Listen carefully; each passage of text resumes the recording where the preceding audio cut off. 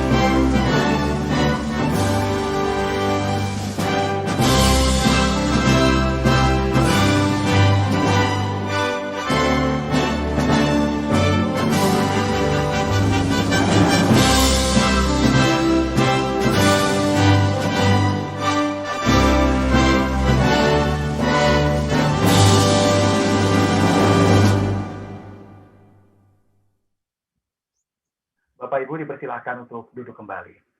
Dan sebelum kita memulai acara pada kesempatan siang hari ini, ada baiknya kita menundukkan kepala sejenak untuk mendengarkan doa agar acara seminar kali ini berjalan dengan lancar.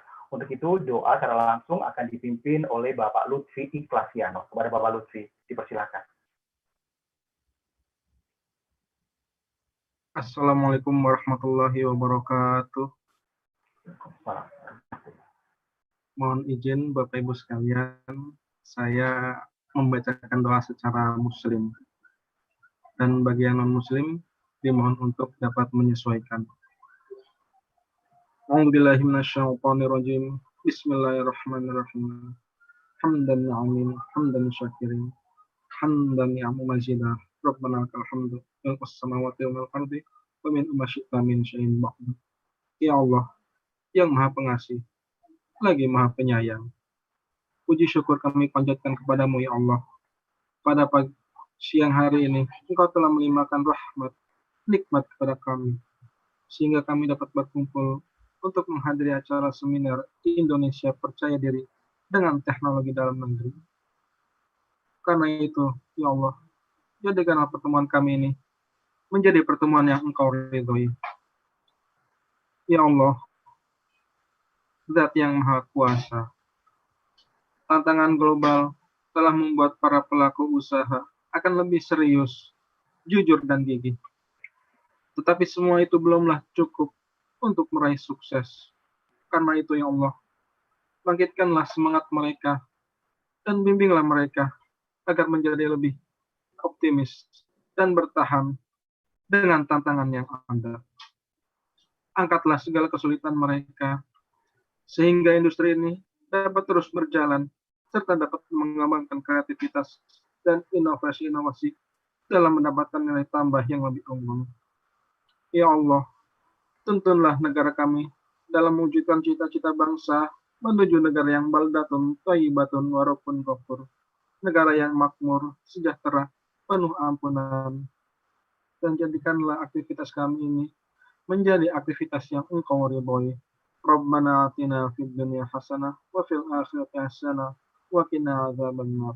Walhamdulillahirabbil alamin.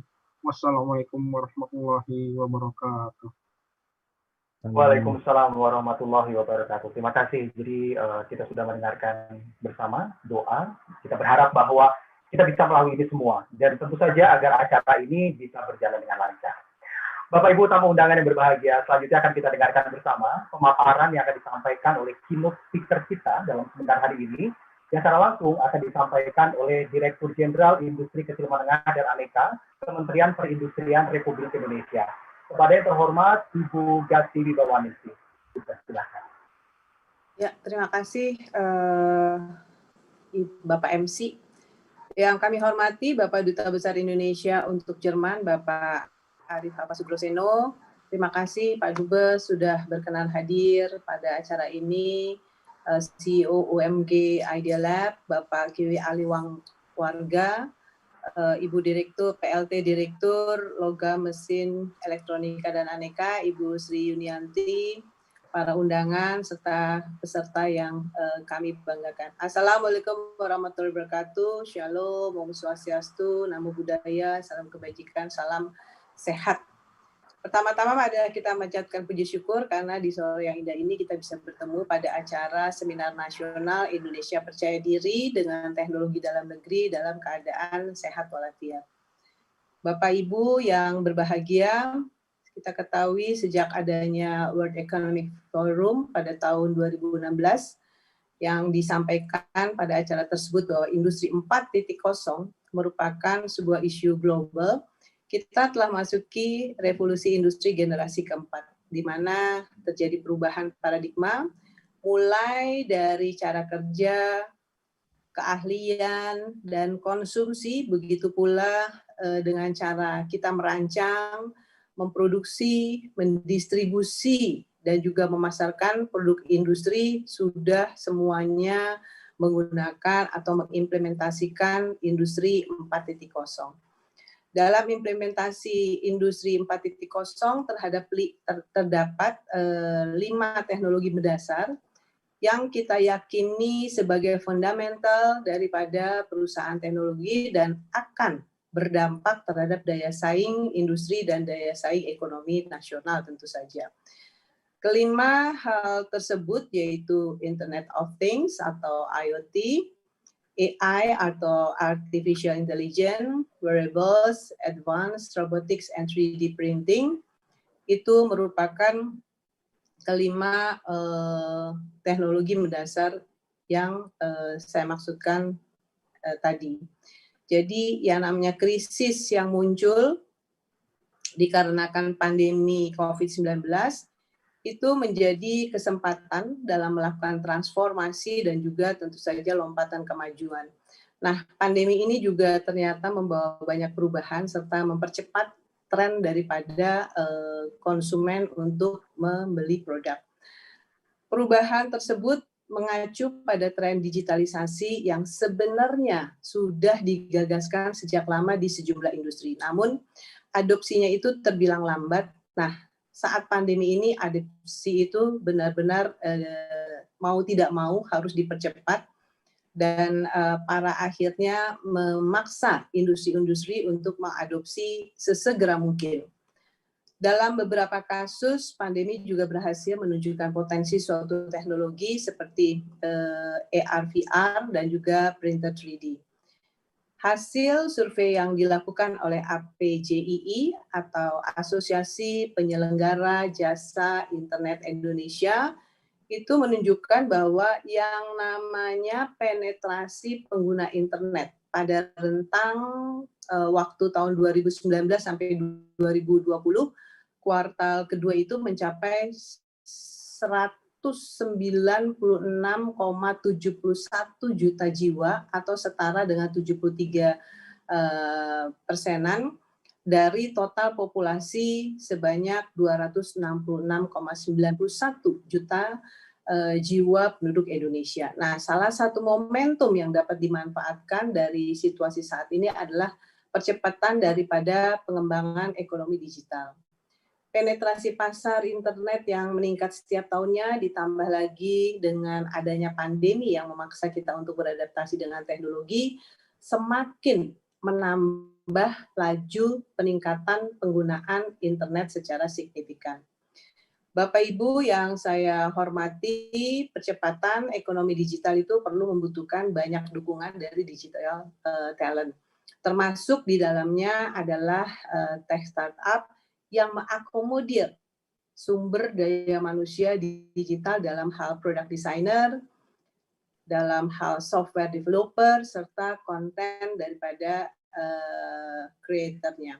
Selain itu, sejalan dengan upaya transformasi digital, kebutuhan akan inovasi teknologi di masyarakat dan juga industri itu akan semakin meningkat. Terlebih lagi pada masa adaptasi kebiasaan baru ini yang mengharuskan adanya pembatasan sosial sehingga dapat dikatakan seluruh sendi perekonomian nasional itu teramat mengandalkan kemanfaatan teknologi. Untuk itu, program Startup for Industry memberikan perhatian khusus pada peran generasi muda melalui penumbuhan startup pada bidang teknologi yang diharapkan dapat diimplementasikan pada dunia industri dan juga masyarakat, khususnya lagi untuk industri kecil dan menengah. Tech startup ini bisa bersinergi dengan IKM dalam memberikan solusi bagi bisnis IKM untuk berkembang. Tidak hanya membantu dalam go online, tetapi juga terkait dengan manajemen, pengelolaan dan proses manufaktur tentu saja. Fokusnya tidak hanya bagaimana bisnis bisa dipasarkan lebih luas, tetapi lebih ke bagaimana pengelolaan IKM itu sendiri. Karena perlu kami informasikan di sini Pak Dubes, bahwa kami ini membina industri itu ada proses perubahan atau merubah yang namanya bahan baku menjadi suatu produk jadi. Nah, di sini kalau proses produksi itu berkaitan erat dengan bahan baku, berkaitan erat dengan SDM-nya, berkaitan erat dengan teknologinya, dan sebenarnya tidak sampai produk jadi, tetapi sampai kepada pintu customer. Nah, disitulah perlunya teknologi supaya proses produksi itu efisien, efektif, sehingga mencapai suatu tingkat produktivitas yang seharusnya dan juga sesuai dengan tentu saja demand daripada masyarakat. Bapak Ibu yang berbahagia, pemerintah melalui Kementerian Perindustrian juga telah menyusun strategi dan juga perangkat kebijakan guna mempersiapkan industri dalam negeri tentu saja dalam menghadapi era ekonomi berbasis digital ini, antara lain membuat roadmap industri 4.0 melalui program Making Indonesia 4.0. Melalui program Making Indonesia 4.0 ini yang telah diluncurkan pada 4 April 2018, melibatkan berbagai pemangku kepentingan, mulai dari institusi pemerintah, asosiasi industri, pelaku usaha, penyedia teknologi, maupun lembaga riset dan juga pendidikan. Pada prioritas industri 4.0 sebelumnya Kementerian Perindustrian telah menetapkan 5 sektor prioritas, kemudian ditambahkan lagi dengan adanya COVID-19 sehingga menjadi 7, yaitu makanan minuman, tekstil dan pakaian, kimia, otomotif dan elektronik, kemudian ditambah industri farmasi dan juga alat kesehatan. Nah, akselerasi target ini dilakukan dengan berfokus pada implementasi peta jalan Making Indonesia 4.0. Bapak dan Ibu sekalian, program Startup for Industry ini telah sampai pada tahap penghargaan, di mana dari seluruh pendaftar yang mengikuti program kompetisi didapatkan 20 startup terbaik yang diseleksi melalui 3 tahap penjurian. Acara penghargaan ini akan dilaksanakan esok hari, hari Selasa, 8 Desember 2020, dan akan menampilkan top 20 startups yang akan menunjukkan solusinya melalui acara Expose Day yang juga dilaksanakan bersamaan dengan rangkaian acara penghargaan. Saya sangat mengucapkan terima kasih yang sebesar-besarnya kepada semua pihak yang telah bersama-sama kami membina dan juga membesarkan industri Indonesia. Mari kita bersama-sama berkolaborasi mendukung Indonesia dan juga senantiasa terbuka dalam menerima perubahan teknologi, tentu saja untuk kemajuan industri dan juga mengutamakan barang-barang hasil produksi industri dalam negeri agar industri di Indonesia itu dapat tumbuh kuat. Kami mengundang pelaku industri, akademisi, serta masyarakat untuk turut menyaksikan acara penghargaan besok melalui kanal YouTube Kemenperin yang akan menampilkan startup terbaik untuk membuktikan bahwa Indonesia bisa. Indonesia percaya diri dengan teknologi dalam negeri. Demikian Pak Dubes yang bisa kami sampaikan dan Bapak Ibu sekalian. Jadi yang namanya industri kecil dan menengah itu bukan hanya kerajinan dan batik, tetapi kami membina industri yang industrinya juga udah 4.0 Pak Dubes. Oleh karena itu kita semua mengetahui yang namanya Jerman soal teknologi itu nomor 1 mungkin di dunia. Kami sangat berharap pada kesempatan ini Pak Dubes bisa sharing kepada kami apa-apa yang harus disiapkan oleh startup Indonesia ini agar supaya mampu berkompetisi di dunia internasional. Terima kasih sekali lagi juga kepada Pak Kiwi yang sudah membantu para startup. Semoga tahun ini nambah lagi ya Pak Kiwi ya, startup yang bisa berkompetisi di kancah internasional. Demikian Pak Dubes, Bapak dan Ibu sekalian, Pak Kiwi dan juga Bapak MC. Wassalamualaikum warahmatullahi wabarakatuh. Waalaikumsalam warahmatullahi wabarakatuh. Terima kasih Ibu Gati Wibaningsih telah memberikan pemaparannya dari Kementerian Perindustrian Republik Indonesia yang telah menetapkan sejumlah prioritas industri 4.0. Tentu saja akselerasi target prioritas ini berfokus pada implementasi peta jalan Making Indonesia 4.0. Dan Bapak Ibu tamu undangan berbahagia, selanjutnya langsung saja kita mulai seminar nasional startup.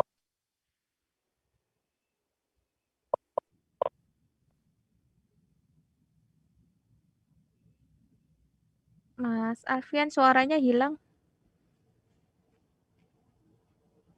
Sambil nunggu Mas Alfian suaranya kembali lagi, Pak Dubes mohon izin, kami ada rapim Pak Dubes jam 15.30, mungkin kami undur diri 15.30 Pak Kiwi. Ya Bu. Ini mendadak soalnya. Untuk membicarakan perkembangan industri nasional yang sungguh-sungguh menjadi motornya perekonomian. Silakan Bu, semoga sukses. Ya baik, terima kasih Bu Gati Wibaningsih yang sudah berkenan memberikan pemaparannya tadi. Bapak Ibu tamu undangan berbahagia, selanjutnya langsung saja kita mulai seminar nasional Startup for Industry dengan menghadirkan sejumlah narasumber yang sudah saya perkenalkan tadi. Mungkin saya perkenalkan ulang kepada Bapak Ibu sekalian. Yang pertama ini adalah Bapak Arif Hafaz Ugroseno. Beliau adalah Duta Besar Indonesia untuk Jerman.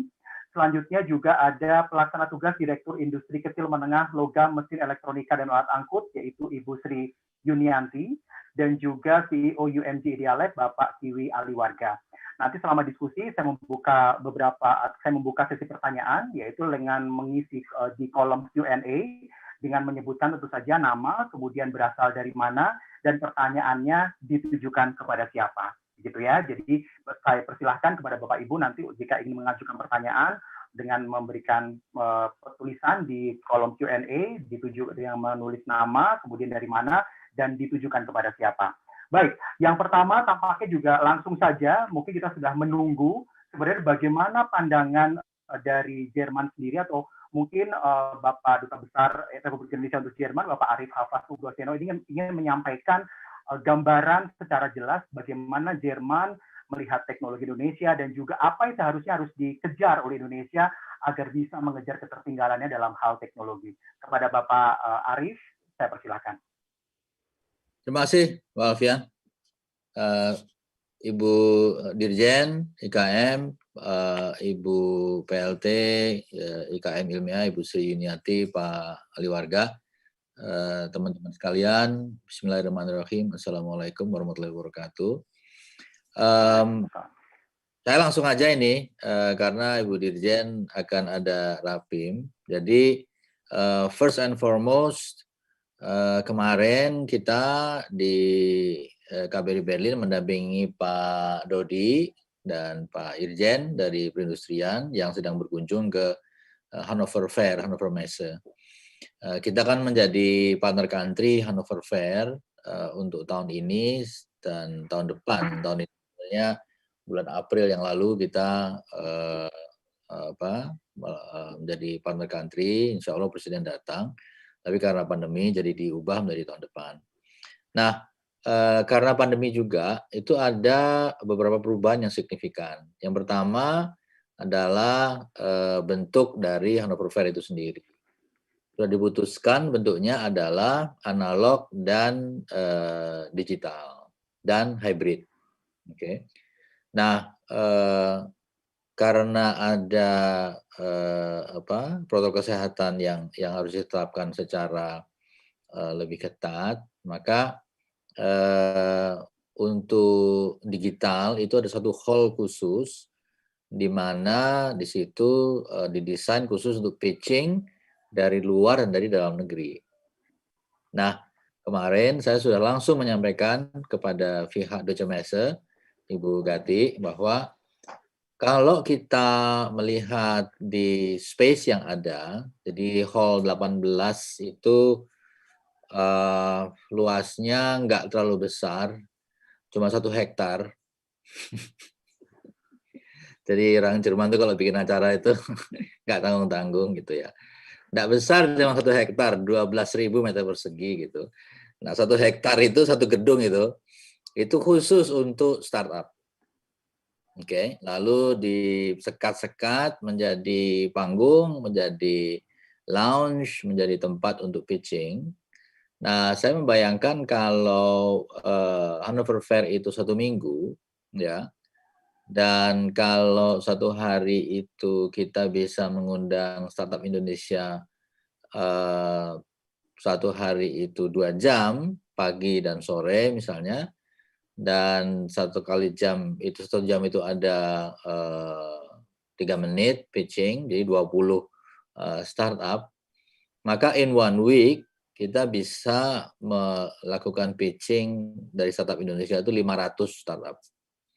500 itu lebih banyak dari partisipan hari ini. Hari ini partisipannya hanya 285. Jadi 500 is a lot of companies gitu. Dan pihak Deutsche Messe mengatakan pada kita, ya terserah Indonesia. So it's up to us, Ibu Dirjen. Ini kesempatan yang luar biasa karena yang namanya pitching awalnya kan harus physically presence ya, harus datang di Hannover Fair, kemudian sehingga ada keterbatasan dari pemerintah Indonesia untuk bisa membawa berapa jumlah yang bisa disponsori untuk pergi ke Hannover Fair. Sehingga ada maksimum amount karena kan juga fundingnya juga terbatas. Tapi dengan adanya kesempatan ini, maka kita bisa juga membawa yang dari Indonesia secara fisik datang ke Hannover Fair, tapi juga kalau bisa datang dari Indonesia itu pitching langsung dari Indonesia. Jadi ini a very golden opportunity dan merupakan suatu hal yang sangat-sangat penting bagi Indonesia untuk showcase kepada dunia bahwa kita memiliki suatu startup di bidang industri yang sudah sangat kuat. Nah, network-nya itu jangkauan dari Hannover Fair itu dia sekitar 10 sampai 11 juta orang. Jadi kalau kita bisa ditonton oleh, ya nggak usah banyak-banyak lah, 1 juta orang aja gitu, itu kan sudah merupakan suatu kesempatan yang luar biasa bagi Indonesia untuk bisa dilihat di forum global. Jadi saya rasa itu yang paling penting, Ibu Dirjen, yang mungkin bisa di-share pada Pak Menteri, Pak Rapim ya, bahwa pihak Deutsche Messe, penyelenggara Hannover Messe, menyerahkan pada Indonesia kita mau berapa gitu. Kalau kita konservatif itu 2 jam sehari, 1 in the morning, 1 in the afternoon, dengan satu jam itu 3 menit, itu udah 500 per minggu. Kalau kita mau agresif lebih sedikit, sehari 3 jam, kalau kita host country, that's more than 500 people. 500 companies, bukan people. Jadi it's a big opportunity. Nah, sekarang mengenai masalah bagaimana Eropa atau dunia ya melihat Indonesia. Ini adalah satu laporan yang saya ingin share, yang saya juga sudah sampaikan ke beberapa dalam event di sini. Laporan dari Google Temasek mengenai online economy in our regions. Oke, kelihatan ya? Jadi sekarang user di Southeast Asia, ini laporan khusus untuk Southeast Asia, itu mencapai 400 juta orang. Oke. Ini adalah area di mana e-commerce di kawasan Southeast Asia itu sangat kuat sekarang. Dan ini laporan khusus dalam konteks pandemi. Oke, ini bukan laporan dalam konteks normal, tapi dalam konteks pandemi. Jadi kalau kita lihat, ada yang meningkat secara tajam ya, yang di biru tua itu, groceries 47%, loans, fintech 44%, dan education 55%. Itu it grows very very high untuk jenis-jenis dari e-commerce yang ada di kawasan Asia Tenggara, dari electronics, apparel, beauty, groceries, food delivery, video, music, loans, dan education. Ini yang paling tinggi adalah groceries, loans, dan education. Analisa dari Google Temasek menunjukkan bahwa ada beberapa negara yang resilient secara ekonomi, dan Indonesia is one of them. Jadi kita termasuk satu negara di kawasan Asia Tenggara yang tingkat resiliensi ekonominya cukup tinggi. Bahkan kalau dibandingkan dengan Singapura, ya, dibandingkan dengan US, dibandingkan dengan Thailand, or even Malaysia, we are in a good positions, dari sisi growth dan dari sisi resilience. Ini adalah perbandingan dari internet ekonomi di kawasan Asia Tenggara. Box kiri atas Indonesia, sebelah kanannya Malaysia, kemudian kiri nomor 2 adalah Filipina, bawahnya Thailand, kemudian kanan Singapura, bawah Vietnam. Kalau kita lihat dari analisa ini, ya, tahun 2015 e-commerce Indonesia itu hanya $8 billion. Nggak terlalu jauh dari Singapura. Kalau kita lihat tuh, tahun 2015 Singapura 7 billion, kita 8 billion. Tapi tahun 2019 kita sudah 40 billion. Paling tinggi di Asia Tenggara, Singapura hanya 12 billion. Tahun 2020 this year kita tuh justru naik 44 billion. Jadi e-commerce Indonesia itu pas krisis pandemi ini nggak turun, dia malah naik 11% tuh. Singapura minus 24%, Malaysia naik hanya 6%, Filipina naik 6%, Thailand naik 7%, sayangan kita hanya Vietnam. Vietnam naik 16%. Tapi value Vietnam itu masih so far dari kita.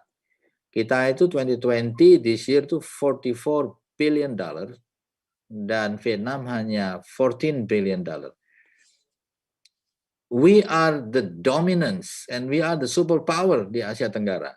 Saya rasa kalimat-kalimat ini mungkin agak bombastis ya untuk audiens Indonesia gitu ya, karena kita biasanya orangnya itu rendah diri kali ya, bukan rendah hati, Bu Dirjen. Jadi kadang-kadang kita tuh we are being so nice, you know, nice guys finish last, okay? That's in life. Jadi kita harus promote, ini yang saya promote di Eropa dan they all shock. Karena terus terang untuk orang Eropa, orang Jerman, Indonesia itu ya tempat liburan. Tadi Bu Gati sudah menyebutkan tutulan batik gitu Bu, tutulan furniture gitu ya. Tapi they never thought that we have this power in our regions. If we look at 2025, our economy will be $124 billion in e-commerce. Sudahlah Singapura itu sudahlah, selesailah dia. Dia cuma 22 billion. Singapura itu ya 6 juta lah ya.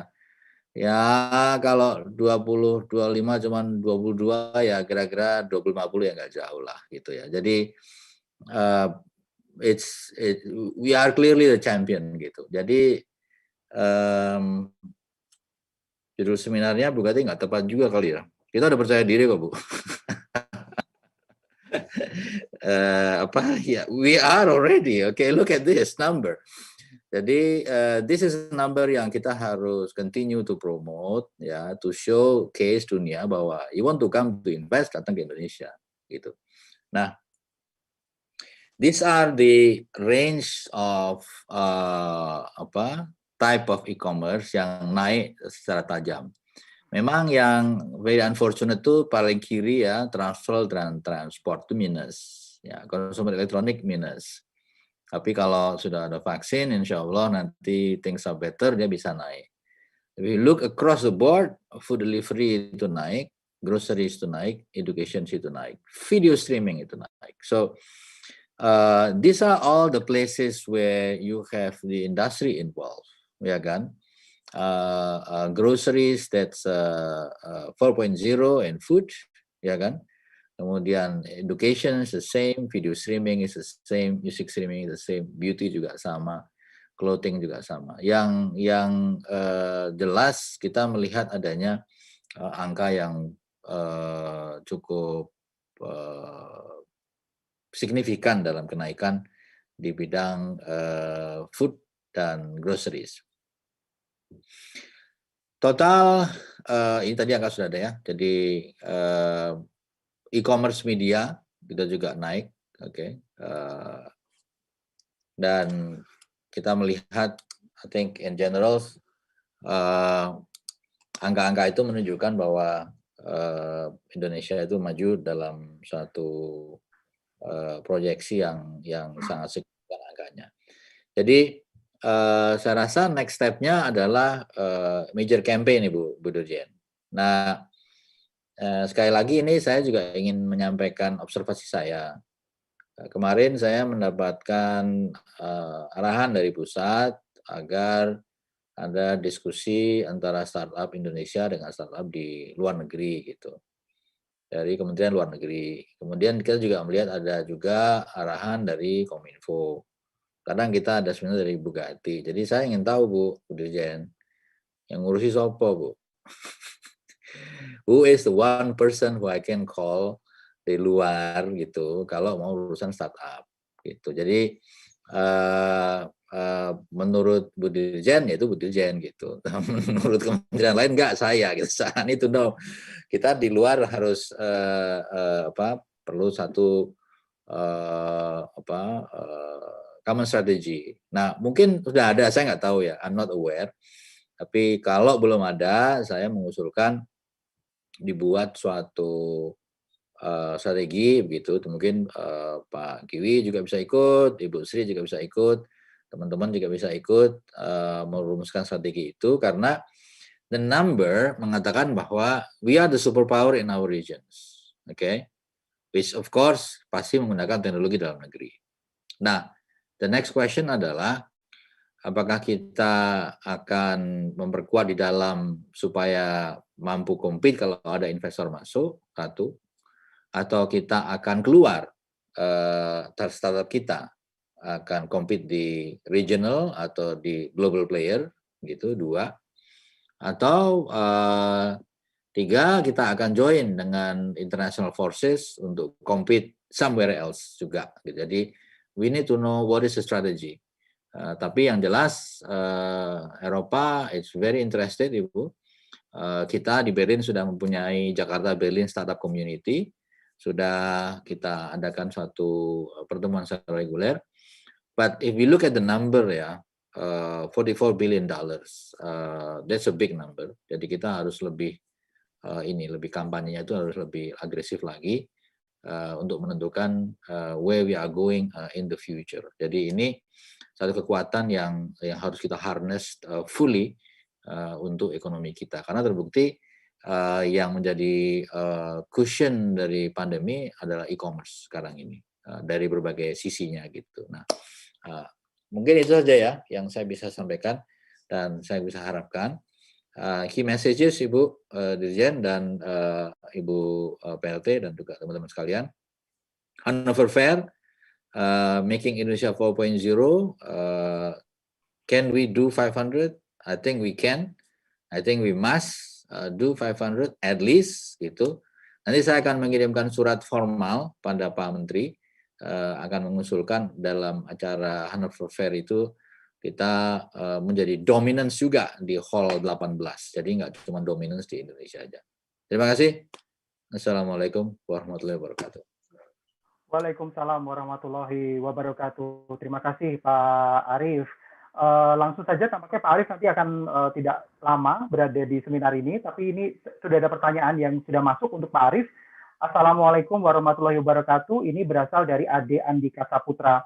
Selamat siang waktu Jakarta Bapak Arief Harfa Sugroseno. Yang ingin ditanyakan adalah bagaimana optimalisasi perkembangan industri startup di negara Jerman pada saat ini. Meskipun tadi mungkin sudah dijelaskan ya. Kemudian strategi apa yang dapat diterapkan oleh Indonesia untuk mencapai percepatan industri jika melihat dari perkembangan di industri negara Jerman. Bagaimana Pak Arief? Kalau startup di Jerman itu sebenarnya baru juga ya dibandingkan dengan Amerika Serikat, West Coast, dibandingkan dengan Anglo-Saxons, UK itu agak baru di sini.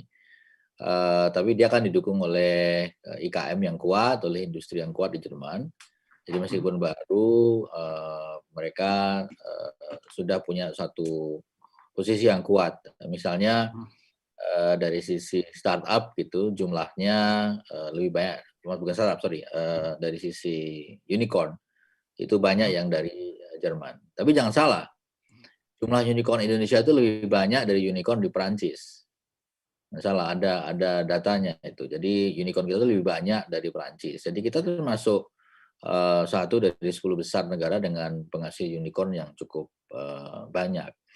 Nah, mengapa saya membuat bersama-sama dengan kantor wali kota Jerman membuat Berlin Jakarta Berlin Jakarta Startup Community, karena memang Berlin ini kota yang dikenal banyak startupnya. Nah, big issue-nya kan kadang-kadang funding ya, financing-nya dan juga pengembangan inovasi yang baru. Nah, ini yang saya minta teman-teman di startup Indonesia dan startup di Jerman itu bisa mix jadi satu. Problem yang utama startup di Jerman itu bahasa, karena usernya kan berbahasa Jerman. Jadi seringkali banyak startup dari Jerman atau perusahaan Jerman yang ingin membuat program di Indonesia, tapi kemudian end-up-nya itu kesulitan dalam interface bahasanya. Nah, ini solusinya adalah mengajak anak-anak Indonesia yang sekolah di sini untuk bisa bekerja sama dengan startup di Jerman sehingga dia bisa membuat interface-nya dalam bahasa Jerman. Ini challenge yang besar. Tapi bukan insurmountable, bukannya nggak bisa dihadapin, bisa. Kemudian kalau sisi industri kan Jerman sudah lebih lama ya, lebih mature gitu. Tapi ada beberapa industri baru yang sebenarnya kita bisa bekerja sama dengan Jerman. Renewable energy itu satu industri yang bisa kita kembangkan. Baterai listrik mobil misalnya, that's another thing yang kita bisa develop. Saya juga ingin kalau bisa Bu Dirjen dan teman-teman di Jakarta, saya tuh pengen ngajak terus terang yang membuat mobil listrik di Indonesia itu pergi ke Aachen. Saya pergi ke pabrik mobil namanya E.Go di Aachen. mobil ini mobil listrik hanya untuk 2 seat ya. Kantornya kecil. Kantornya lebih kecil dari hall di Hannover Fair. Kantornya pabriknya itu kecil sekali. Dan yang punya profesor gitu. Dan dia making nggak banyak, cuma 75 mobil sebulan ya. Itu untuk mobil itu kecil. Dan dia sistemnya mobil listriknya itu sangat pemasarannya itu langsung untuk sewa mobil gitu, tidak untuk personal use. Dan itu making a lot of money juga. Nah, di kita kan banyak yang sudah mampu buat mobil listrik ya. Tapi biasanya stuck aja di level riset, tidak di level pemasaran gitu. Nah, ini mungkin satu hal yang bisa kita lakukan bersama nanti visit ke Aachen untuk melihat ke sana. Mungkin itu ya, kalau kita ingin compete yang lain ya agak susah. Mungkin kita sama di area-area baru yang bisa kita develop dengan Jerman. Oke. Itu Pak Alfian. Ya, baik. Terima kasih Pak Arief. Ini pertanyaan kedua Pak Arief. Ini dari Evelyn dari Landmark. Ini ingin tanya, sebenarnya yang dibutuhkan dari Jerman sendiri untuk startup dari Indonesia itu seperti apa Pak Arief? Mereka belum tahu ya. Sebenarnya intinya kan gitu.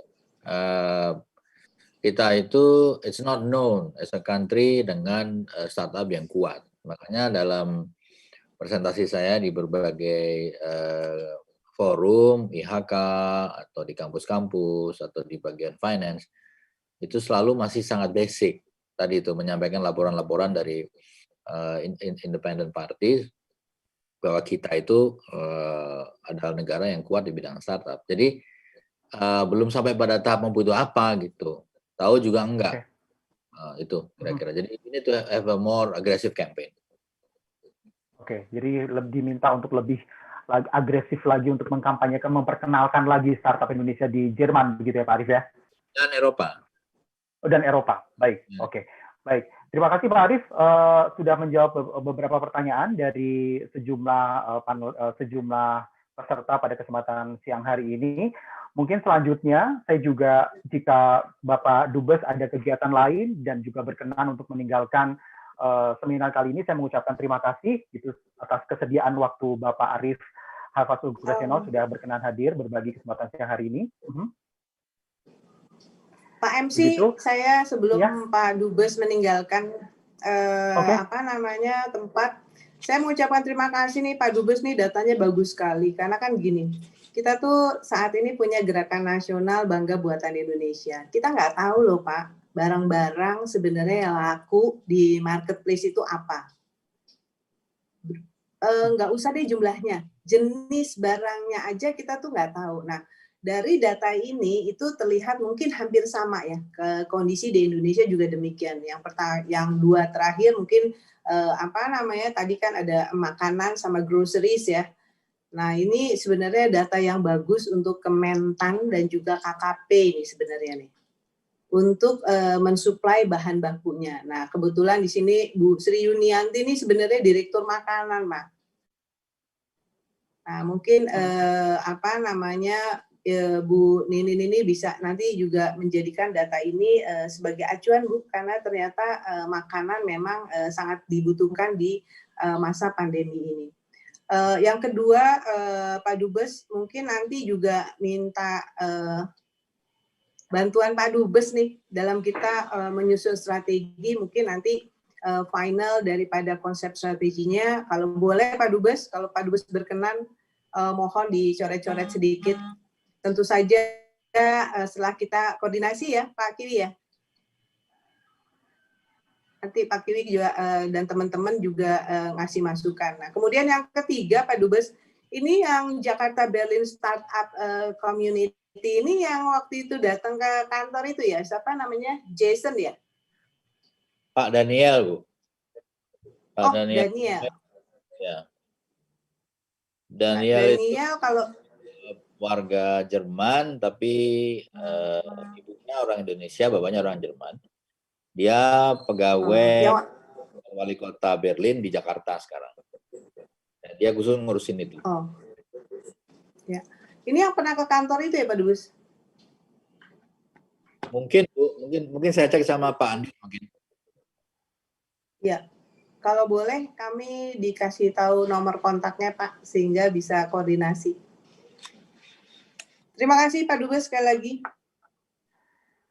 Ya, baik, terima kasih Pak Dubes, dan juga mungkin buat Ibu Gati Urbaningsih, jika mungkin Ibu ada keperluan lain, juga kami persilahkan untuk meninggalkan acara seminar ini. Yang jelas kita sudah mendapatkan berbagai macam poin dari apa yang sudah Ibu sampaikan dan dari Bapak Dubes sampaikan tadi dalam acara seminar nasional kali ini, dan sudah menjawab beberapa pertanyaan. Semoga kedepannya kampanye ini akan lebih agresif lagi untuk semakin memperkenalkan startup Indonesia, tidak hanya dikenal di kawasan Jerman saja, tapi juga dikenal di kawasan Eropa, tapi juga mungkin di seluruh dunia. Begitu. Terima kasih kepada Pak Arief dan juga Ibu Gati. Baik, selanjutnya segera saja kita juga akan mendengarkan penyampaian materi dari Ibu Sri Yunianti tentang Startup Implementator Industry 4.0. Kepada Ibu Ninin, saya persilakan. Baik, terima kasih Mas Alfian. Yang kami hormati Ibu Gati Urbaningsih, Ibu Dirjen Industri Kecil, Menengah, dan Aneka. Yang kami hormati Bapak Arief Hafaz Sugroseno, Duta Besar Indonesia untuk Republik Jerman. Yang kami hormati juga Pak Kiwi Aliwarga, narasumber dari CEO UMG Idea Lab. Selamat siang Pak. Terima kasih Pak Kiwi. Para undangan serta peserta yang kami banggakan. Terima kasih. Assalamualaikum warahmatullahi wabarakatuh. Selamat siang, salam sejahtera untuk kita semua. Pertama-tama tentunya mari kita panjatkan puji syukur kehadirat Tuhan Yang Maha Kuasa bahwa kita bisa hadir ya bersama pada kegiatan seminar nasional pada siang hari ini. Mungkin akan kami sampaikan terkait dengan startup sebagai implementator untuk industri 4.0. Mungkin screen ya, sekarang bisa ya. Baik, Bapak Ibu sekalian, kalau kita lihat tadi juga sudah disampaikan oleh Ibu Jen ya bahwa pemerintah pada tanggal 4 April 2018 ini telah meluncurkan program Making Indonesia 4.0, di mana ini merupakan salah satu inisiatif untuk percepatan pembangunan industri memasuki era industri 4.0. Dengan sasaran utama adalah bagaimana menjadikan Indonesia ini menjadi 10 ekonomi terbesar di dunia pada tahun 2030.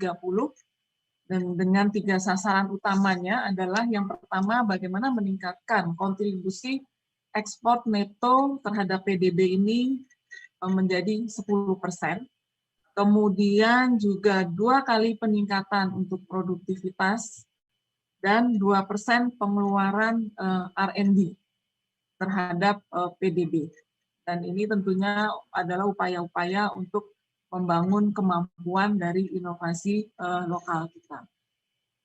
Tadi juga sudah disampaikan oleh Ibu Dirjen, ada 10 prioritas strategi untuk peta jalan dari Making Indonesia 4.0 ini, yaitu mulai dari perbaikan aliran material, kemudian mendesain ulang zona industri, akomodasi standar yang sustainability, kemudian pemberdayaan UMKM, membangun infrastruktur digital nasional, menarik investasi, peningkatan kualitas SDM, membentuk ekosistem inovasi, kemudian menerapkan insentif investasi teknologi dan harmonisasi untuk peraturan-peraturan dan kebijakan. Dengan 7 sektor prioritas, mulai yaitu makanan, minuman, tekstil dan busana, otomotif, industri kimia, elektronika, kemudian juga industri farmasi dan alat kesehatan. Kemudian Bapak Ibu sekalian, untuk hal tersebut Direktorat Jenderal Industri Kecil Menengah dan Aneka ini mengusung program Startup for Industry yang dimaksudkan adalah untuk membentuk suatu ekosistem solusi teknologi industri 4.0 dan sekaligus juga untuk menjembatani kebutuhan industri dengan penyedia teknologi di dalam negeri. Mungkin sebelumnya ya, sebelumnya mungkin ya, slide sebelumnya ya. Ini adalah bertujuan, yang pertama adalah untuk mengakselerasi startup sebagai teknologi provider dan juga problem solver, baik bagi industri maupun juga bagi masyarakat, serta juga implementasi teknologi pada industri, khususnya tentunya bagi industri kecil menengah yang kita terus dorong untuk bisa meningkatkan teknologinya. Kemudian juga bagaimana tujuannya adalah untuk mensosialisasikan penggunaan teknologi buatan Indonesia.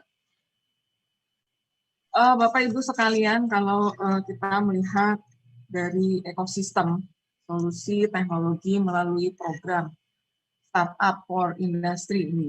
Jadi program Startup for Industry ini berpedoman pada 4 pilar tentunya. Yang pertama pada library tech provider, kemudian juga ekosistem solusi teknologi, kemudian pilar yang ketiga adalah teknologi link, serta akselerasi program.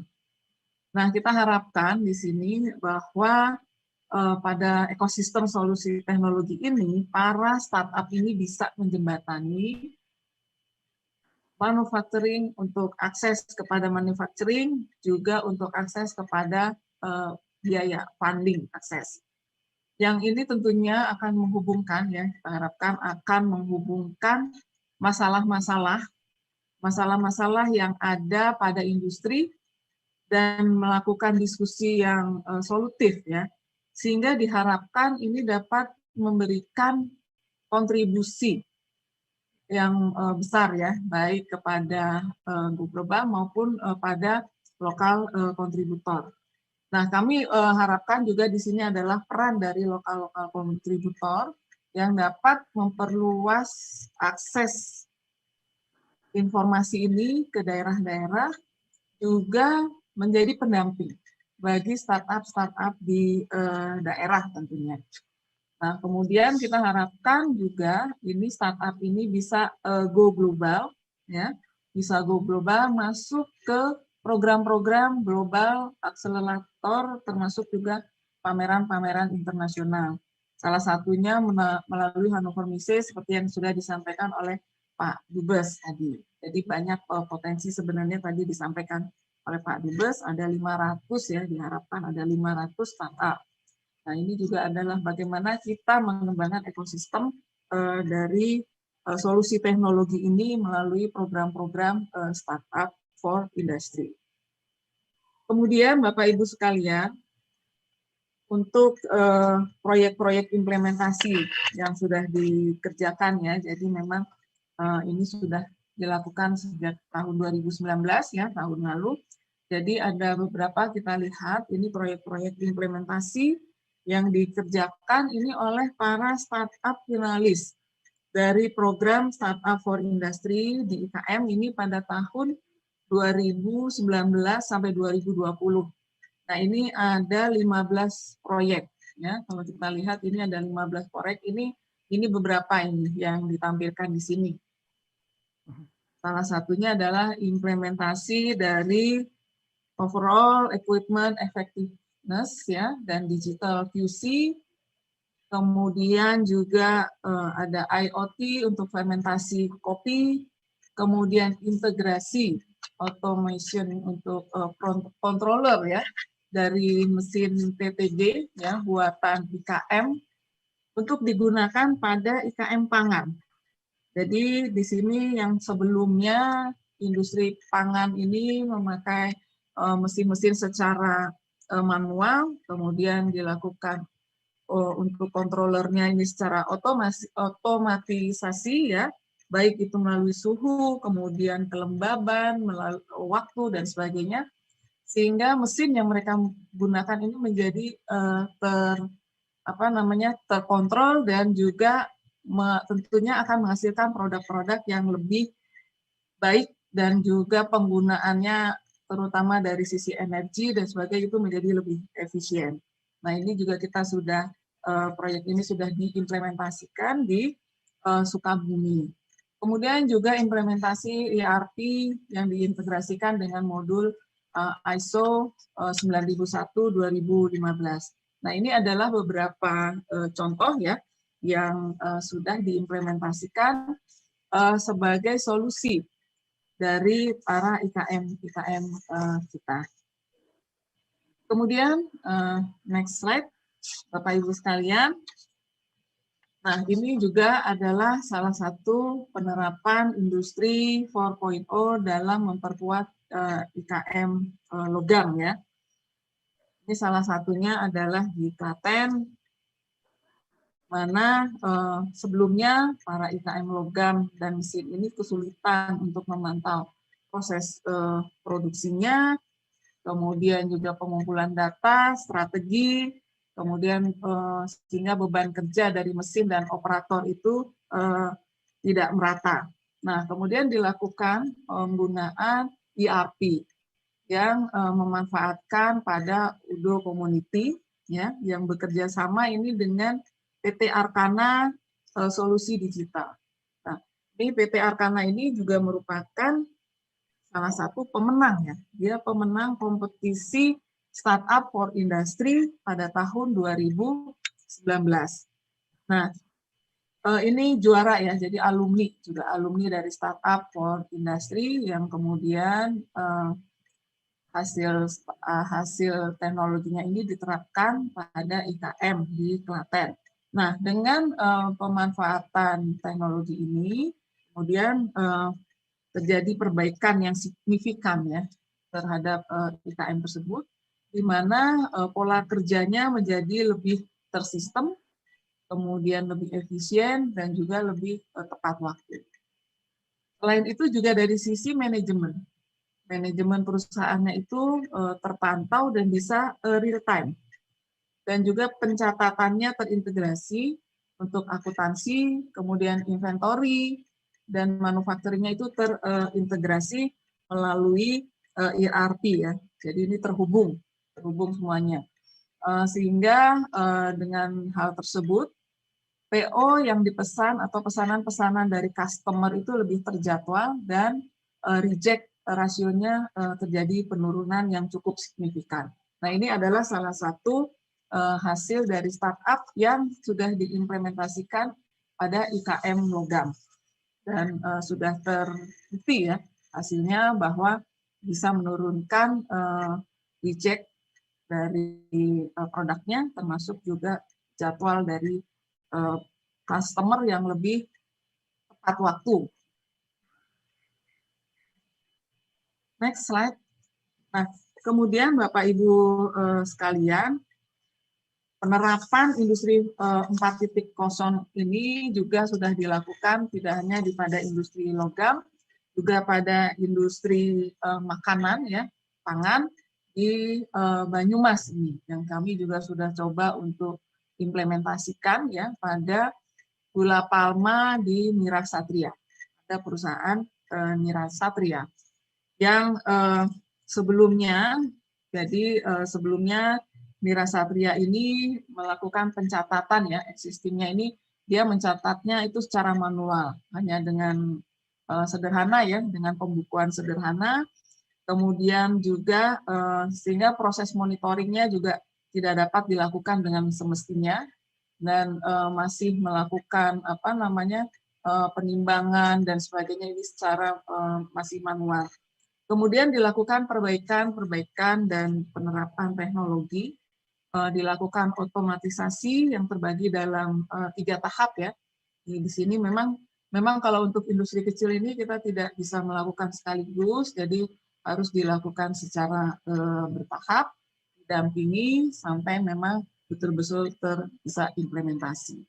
Jadi memang pada tahap pertama ini dilakukan perbaikan untuk proses pencatatan data melalui QR dan juga timbangan digital berbasis IoT, sehingga ini dapat dilakukan monitoring melalui dashboard yang ada di mereka. Kemudian tahap selanjutnya dilakukan melalui real-time machine monitoring. Jadi terhubung dengan mesin yang ada di perusahaan tersebut.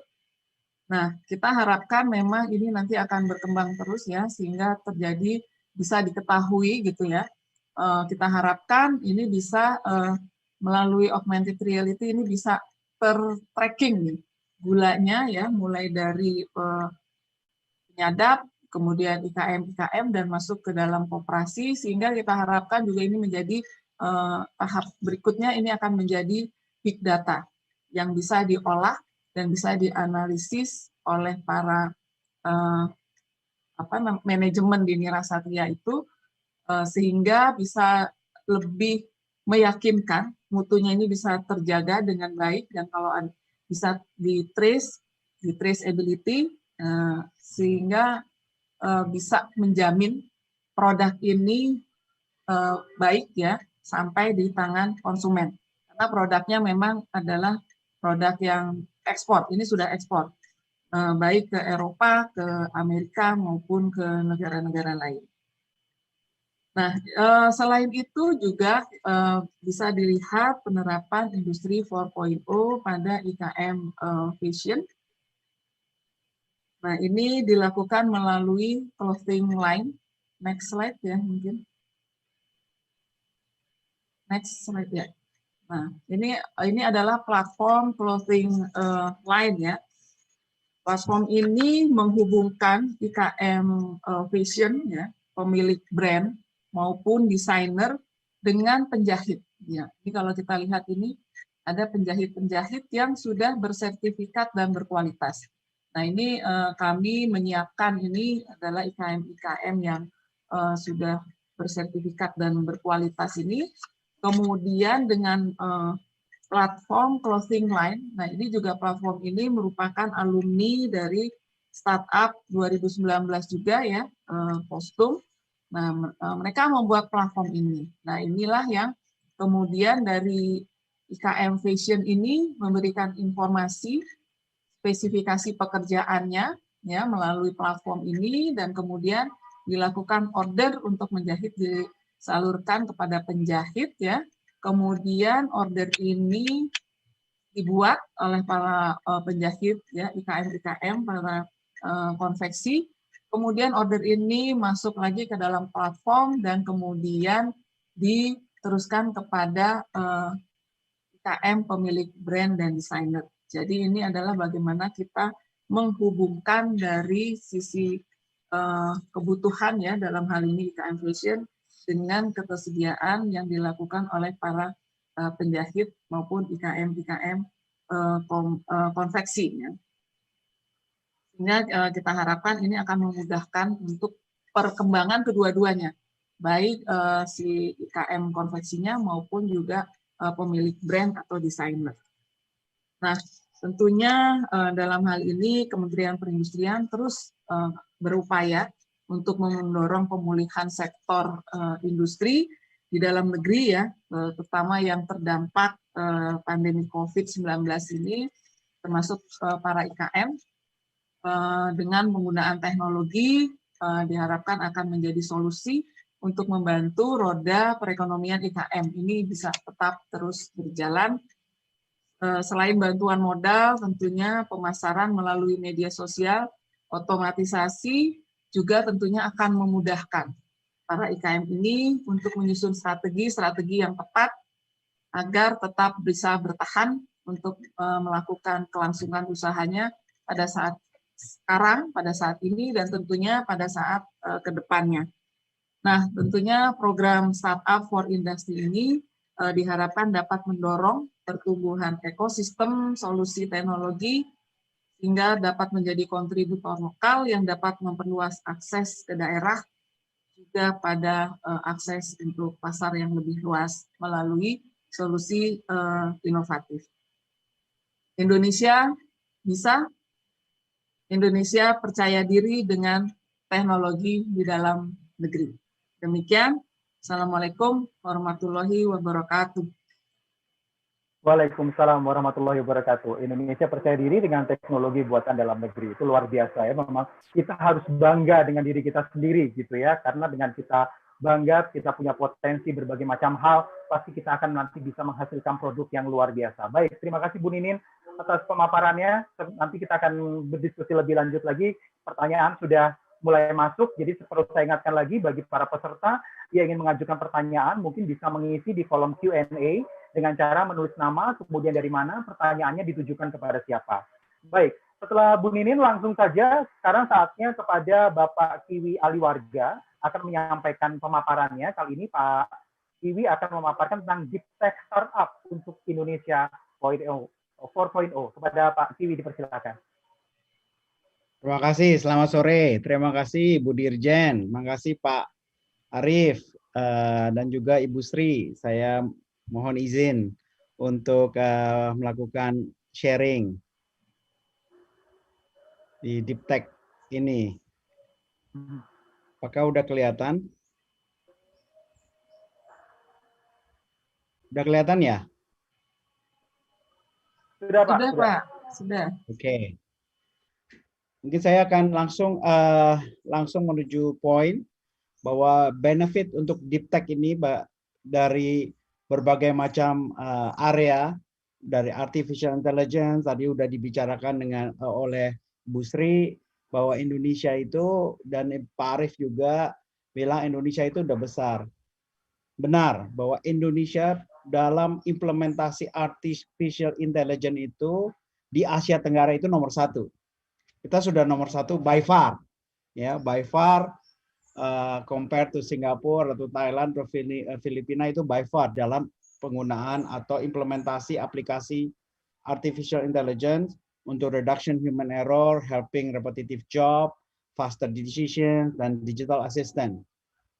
Untuk advanced material itu kita masih lemah, ya. Di sini advanced material Singapura dan Malaysia itu lebih maju daripada Indonesia. Dalam superior di conventional material, toughness, durability, elasticity. Riset-riset di Indonesia itu belum terlalu banyak, ya. Mungkin karena keterbatasan lab dan juga keterbatasan expert. Mungkin karena labnya nggak ada, expertnya juga nggak bisa riset di Indonesia secara optimum, ya. Terus ketiga dalam quantum computing dan quantum computer. Apakah di Indonesia kekurangan orangnya atau risetnya? Enggak juga. Indonesia itu banyak yang jago di bidang quantum computing dan quantum computer, ya. Yang untuk diagnosa illness sooner, untuk financial strategies application-nya, untuk identifikasi new chemical dan find new material.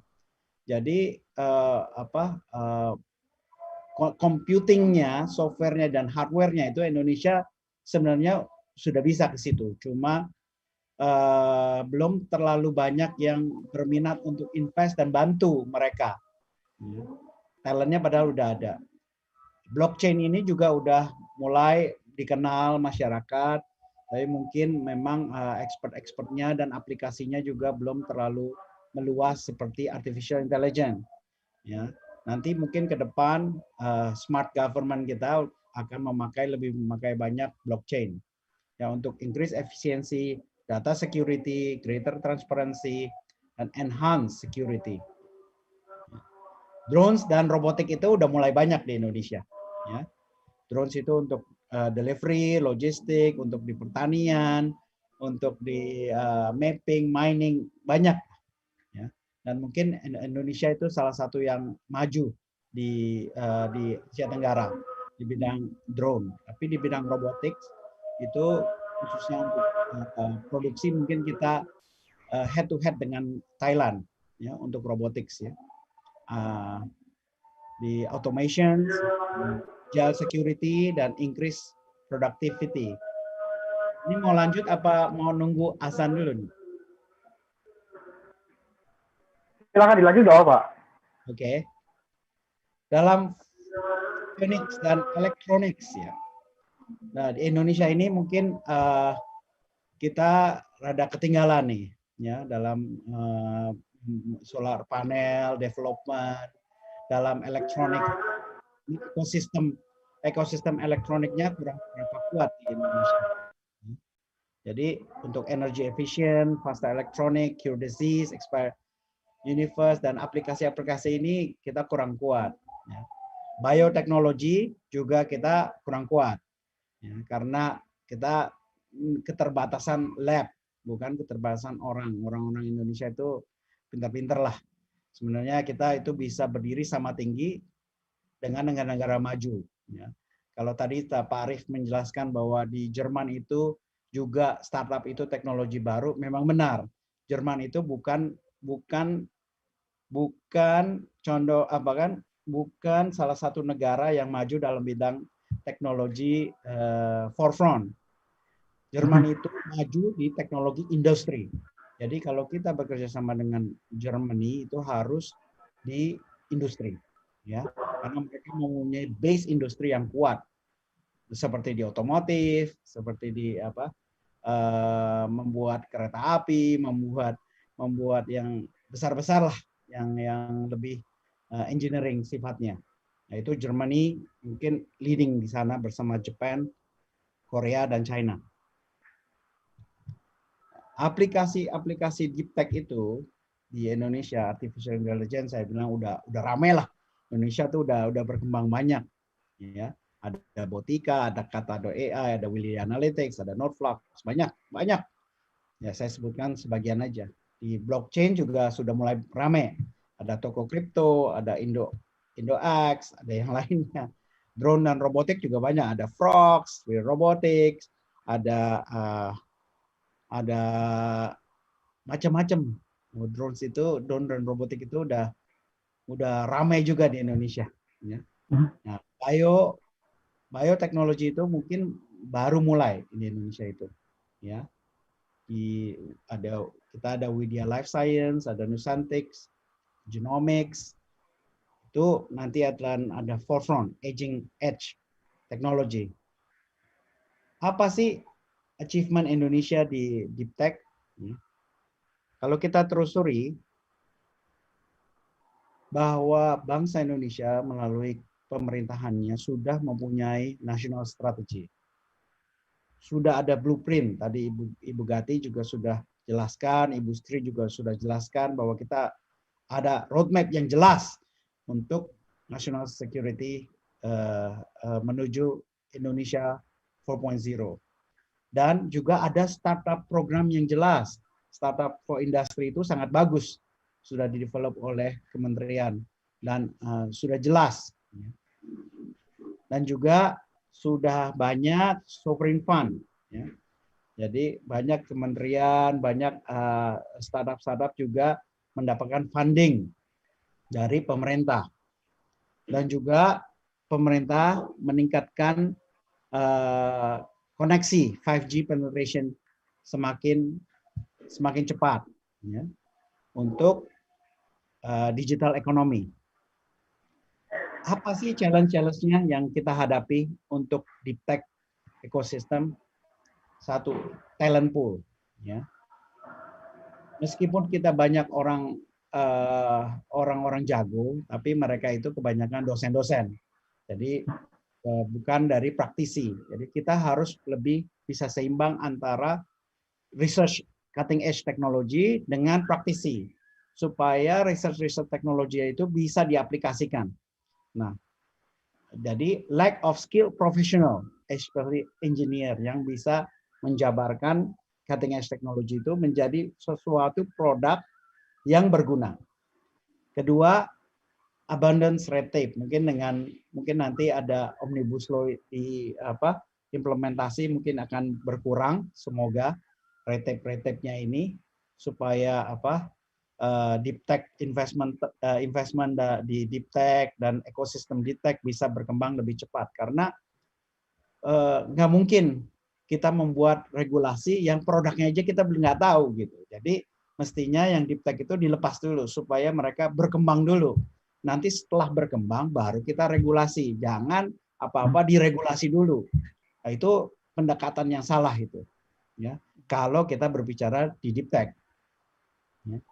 Bandwagon customer, jadi banyak di Indonesia itu belum adopt new technology. Tadi Ibu Sri sudah jelaskan bahwa banyak IKM yang sudah menerapkan ERP system, menggunakan digital system, menggunakan IoT. Ya, tapi belum jadi major force. Nah, ini tantangan kita, tantangan kementerian dan tantangan Ibu Gati dan timnya untuk gimana supaya digunakan rame-rame nih, supaya bisa murah, supaya datanya bisa terkumpul, supaya Ibu Gati nanti tahu, oh sektor mana sih yang bagus, sektor mana yang kurang bagus, sektor mana yang harus di support lebih. Lack on funding, meskipun government sudah memberikan bantuan, tapi untuk cutting edge teknologi dibutuhkan lab-lab, ya, dan tools-tools peralatan yang state of the art. Nah, itu mungkin kurang, dan para venture capital itu juga nggak terlalu ngerti tentang deep technology dan apa yang dibutuhkan karena risknya terlalu tinggi, ya. Dan value of that, ya, banyak riset-riset yang jadi riset aja, jadi nggak jadi produk, itu banyak karena saling ketergantungan ini semua, customer-nya sedikit, nggak ada, juga banyak, fundingnya nggak ada, ya saling ketergantungan, jadi banyak yang mati. Jadi Indonesia itu deep technology itu belum berkembang karena apa ya? Ini challenge-nya. Ya, jadi nggak bisa kita challenge-nya satu-satu kita itu. Jadi kita harus lihat ini sebagai sistem, ya, yang saling berhubungan. Apa rekomendasinya untuk related ministry? Jadi bukan hanya Ministry of Industry, tapi tadi Pak Arief bilang, oh Ministry of Trade juga, Ministry of Foreign Affairs juga, Ministry of Pariwisata juga, Ministry of Science Technology juga. Benar, itu diperlukan suatu badan, ya, multi entity association yang untuk membuat ekosistem deep tech di Indonesia berjalan dan berkembang, ya. Butuh bantuan dukungan dari publik untuk memakai produk karya anak bangsa Indonesia, ya. Dan pemerintah juga harus mendukung karya anak bangsa Indonesia, dan harus horizontal dan decentralized structure, ya, yang dihubungkan erat oleh common vision, common body of knowledge, dan concentrated goal. Kalau kita semua sama visinya, kita bisa duduk bareng-bareng, kita bisa diskusikan sama-sama, entah itu ekspertisnya beda-beda. Nah, itu kita harus punya. Terus dynamic structure dan relationship. Nggak ada, oh ini hanya Kementerian Industri, ini ranahnya ini. Enggak, semuanya itu sama. Kita sudah harus break silo-silo pemikiran seperti itu. Itu pemikiran tahun 1970 itu. Ya. Pemikiran sekarang itu kita harus mempunyai visi yang sama, kita akan bekerja sama dengan beberapa ahli-ahli di bidangnya dengan satu tujuan, ya. Dan hubungannya adalah relationship based, ya, structure, ya. Dan juga harus non financial linkage, ya. Bukan hanya dari government, bukan hanya dari financial, tapi juga harus ada non-financial linkage. Itu yang harus dibutuhkan supaya ekosistemnya berjalan. Terus dananya juga ada. Ada yang percaya bahwa produknya itu bisa jadi dan bisa berguna untuk bangsa Indonesia. Ya, ada orang gila macam-macam saya, banyak-banyakin deh. Kalau kita buat secara simpelnya, bentuknya seperti ini nih, ya. Ada corporation, ada startup, ada investor, ada berhubungan dengan university, berhubungan dengan government, berhubungan dengan user, ada juga facilitator atau organisasi internasional yang bisa membantu dalam teknologi, membantu dalam market, membantu dalam monitoring, membantu dalam research atau pemakaian lab atau data. Nah, itu berhubungan satu sama lain, saling berhubungan. Jadi nggak ada yang satu bisa berdiri sendiri. Saat ini udah nggak zamannya itu begitu. Apa sih yang UMG Idea Lab lakukan nih kontribusi di deep technology? Nah, kita ada beberapa, kita nggak usah ambil semua. Di Idea Lab itu ada lebih dari 60 startup. Salah satu yang deep technology adalah startup Widya. Startup Widya itu macam-macam nih. Widya Robotics itu di robotics, di image recognition, di vision recognition, dan automation. Ada Widya Life Science di development of biotech, ya, di agriculture dan aquaculture, belum di human. Ada Widya Security yang provide security untuk enterprise. Ada Widya Wicara untuk voice generated actions. Jadi nanti kita nggak usah ketik-ketik lagi, langsung semuanya voice generated. Report juga voice. Ada Skilloka menggunakan artificial intelligence dan vision recognition untuk rekrutmen dan untuk assessment, untuk memberikan assessment yang lebih objektif dari manusia. Ada Widya Analytics, Big Data, ada EduTech, ya, nanti kedepannya itu edukasi itu bukan satu guru muridnya banyak, nanti satu guru satu personal trainer kayak coach atau mentor. Jadi perkembangan setiap anak itu nanti akan berbeda-beda tergantung kecepatan penerimaan anak itu sendiri. Dan untuk begitu kan butuh personal teacher. Nah, personal teacher itu AI bisa membantu banyak nanti akselerasi talent-talent di Indonesia. Dan ada Widya Immersive.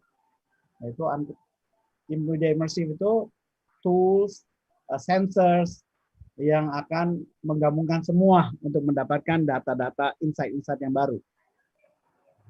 Mungkin tadi ada Pak Arief sudah membicarakan Hannover Messe. Kita juga ada teknologi di agriculture, mulai dari end to end, from farm to table. Jadi ada drone, pemetaan, ada sensor, ada aplikasi untuk membantu petani, mengidentifikasi hama, mengidentifikasi tanaman, terus juga kita bisa tahu hasil panennya, dan kita bisa tahu di deliver kemana, siapa yang beli, dan dipakai di mana. Jadi mereka yang beli juga tahu bahwa bibitnya itu apa, pemakai pupuknya apa, ditanam oleh petani siapa, kapan, ya. Nah, makanya MSMB ini menang di Hannover Messe tahun ini. Nah, kita juga ada Frogs yang fokus untuk inovatif transport. Kita ada passenger drone, dua passenger yang bisa terbang 30 menit, up to 100 km/h. Ada surveillance drone, ini yang udah VTOL dan bisa radius 25 km, 60 menit flight time, membawa payload 2 kilo, bisa HD kamera, bisa bermacam-macam kamera.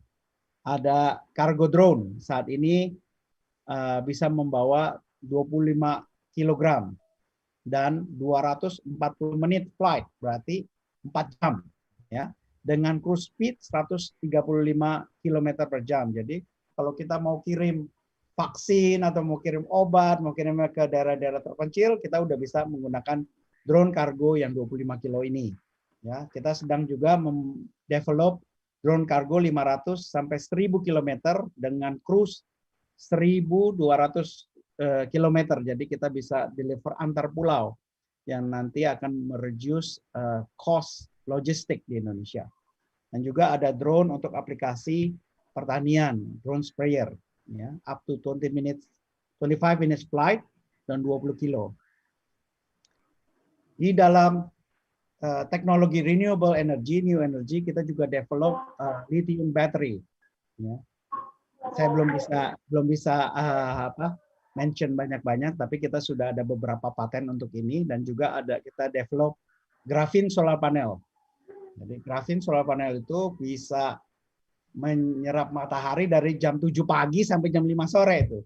Masih bisa. Kalau sekarang kan jam 10 pagi sampai jam 2 siang aja bisa absorb maksimum. Tapi kita bisa dari jam 7 pagi sampai jam 5 sore. Ya. Nanti setelah stabil, kita mau supaya ini bisa dipasang di rumah, di gedung, untuk mengurangi konsumsi listrik dari fossil fuel. Ya. UMG Idea Lab itu juga banyak kolaborasi. Kita punya kolaborasi Agrotech bersama IPB, bersama UGM, IT Learning Center, AI Learning Center bersama UI. Ya, kita mengedukasi tentang AI dari SD sampai kuliah dengan project-project. Jadi mereka bukan hanya belajar teori, tapi membuat something. Ya. Terus ada Health Tech Research Center, berkolaborasi dengan UI, berkolaborasi dengan IMERI. Ya. Ada UMG Nano Research Center. Jadi kita belajar research tentang nanoteknologi juga. Dan ada Research Center New Energy. Ya, New Energy. Possible collaboration apa nih di UMG? Kita create event, kita ada sustainable program incubator dan accelerator in deep tech vertical. Ada regulasi deep tech verticals, ada market education for deep tech verticals, deep tech knowledge inclusion for general public, talent development for government, ya, sektor di deep tech verticals, dan certification for deep tech professionals. Ya. Tadi saya juga nggak mention bahwa kita juga ada develop 3D printing untuk bangunan. Ya, kita juga ada patennya, jadi bisa menggunakan bahan-bahan dari lokal semua, sehingga bisa mengurangi cost dan mempercepat pembangunan rumah. Itu aja dari saya. Terima kasih. Kalau ada pertanyaan. Oke, baik. Terima kasih Pak Kiwi Aliwarga sudah menyampaikan berbagai macam hal tadi tentang Deep Tech Startup untuk Indonesia 4.0. Dan langsung saja kita akan membuka pertanyaan. Sekali lagi saya ingatkan kepada para peserta webinar pada kesempatan siang hingga sore hari ini bahwa pertanyaannya bisa ditulis di kolom Q&A, kemudian ditulis nama, kemudian dari mana, dan juga pertanyaannya ditujukan kepada siapa. Ini sudah ada beberapa pertanyaan. Pertanyaan pertama ini ditujukan kepada Ibu Ninin. Bu Ninin, ini pertanyaannya dari Muhammad Hidayatullah dari Universitas Lambung Mangkurat Banjarmasin. Pertanyaannya adalah bahwa dari data Masyarakat Industri Kreatif Teknologi Informasi dan Komunikasi Indonesia atau MIKTI, startup berbasis teknologi di Indonesia ini didominasi oleh usaha mikro sebesar 52,97%, diikuti oleh usaha kecil 32%. Yang ingin saya tanyakan, strategi seperti apa yang harus dilakukan oleh para pengusaha startup ini agar bisa naik kelas dari mikro menjadi usaha kecil dan menengah, terutama di masa pandemi sekarang ini. Terima kasih. Silakan Ibu Ninin.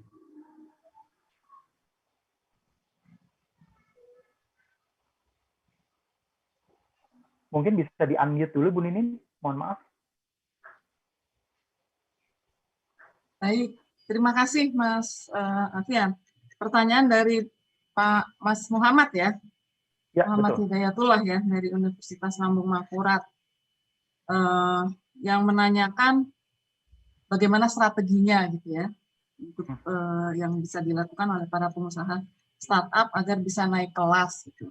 Nah, memang untuk bisa naik kelas ini menurut kami gitu ya, startup ini tentunya bagaimana kita bisa melihat secara kreatif ya masalah-masalah yang dihadapi baik oleh masyarakat maupun oleh industri ya, termasuk juga industri kecil menengah di sini, itu masalah-masalah itu bisa kita lihat menjadi kita carikan solusinya. Karena kalau misalnya kita berangkat dari masalah yang memang dibutuhkan solusinya oleh masyarakat maupun industri, itu masyarakat maupun industri akan merasakan manfaat yang besar. Nah, itu salah satunya adalah bagaimana kita secara kreatif ya melihat, merumuskan masalah-masalah tersebut sehingga bisa menghasilkan satu solusi yang baik ya bagi masyarakat. Nah, tentunya bagaimana gitu untuk bisa untuk yang startup baru ini. Jadi kami sarankan ini ikutlah pada apa namanya ekosistem ya, ekosistem startup. Nah, salah satunya adalah seperti yang dilakukan oleh Kementerian Perindustrian ya. Di Dijen ITMA ini pada bisa masuk ke Startup for Industry. Nah, ini bisa dilihat di apa namanya webnya ya, di webnya Startup for Industry. Di sana itu banyak program-program yang bisa diikutkan oleh para startup baru ya, termasuk bagaimana merumuskan tadi ya, mendiskusikan permasalahan, kemudian merumuskan. Jadi dalam merumuskan ini seperti pada Startup for Industry ini juga dirumuskan itu tidak hanya oleh si yang punya masalah gitu ya, tetapi juga dirumuskan bersama-sama dengan para stakeholder yang lain. Jadi memang tadi sejalan itu dengan yang disampaikan oleh Pak Kiwi ya, supaya ini bersinergi. Jadi dilihatnya itu tidak hanya oleh si apa namanya perumusannya ini, juga kita lihat merumuskannya secara bersama-sama. Nah, itu yang kami lakukan di program Startup for Industry ini adalah bagaimana kita melakukan diskusi ya, diskusi yang solutif dengan berbagai sektor ya, dengan berbagai pihak, baik yang ownernya maupun juga yang startup-nya dan juga dengan apa namanya stakeholder lainnya. Kemudian juga misalnya di sini ada program untuk melingkan teknologi. Baik misalnya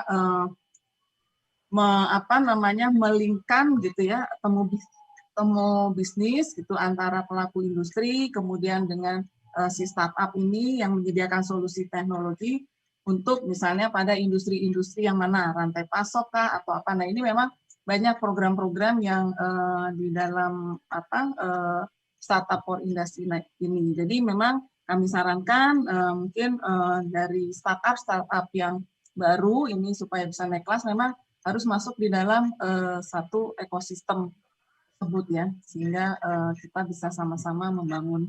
Memang perlu tadi disampaikan kolaborasi, sinergitas itu bersama-sama. Jadi tidak menjadi silo-silo gitu ya, istilahnya Pak Kiwi gitu. Mungkin demikian ya, Mas Alfian. Oke, baik. Terima kasih, Bu Ninin. Mungkin selanjutnya ini pertanyaan dari Krisna Nindita. Ini pertanyaan ditujukan kepada Pak Kiwi.